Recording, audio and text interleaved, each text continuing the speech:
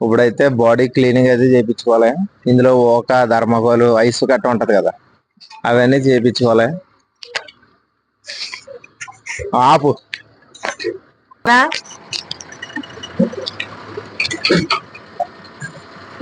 Actual గా బండి అయితే నిన్న అన్లోడ్ అవ్వాలి.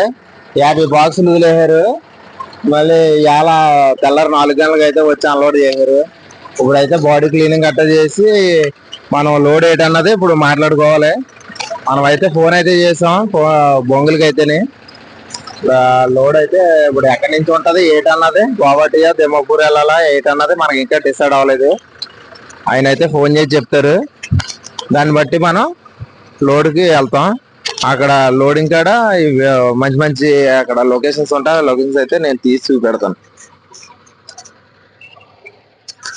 పెట్టాలి బండి ఓక ఐసు ధర్మకోల్ అన్ని క్లీన్ చేపియాలంటే వేస్ట్ అంతా వెనకాల చెరువు ఉంది, ఆ పక్కన అయితే ఖాళీ చేపిస్తారు.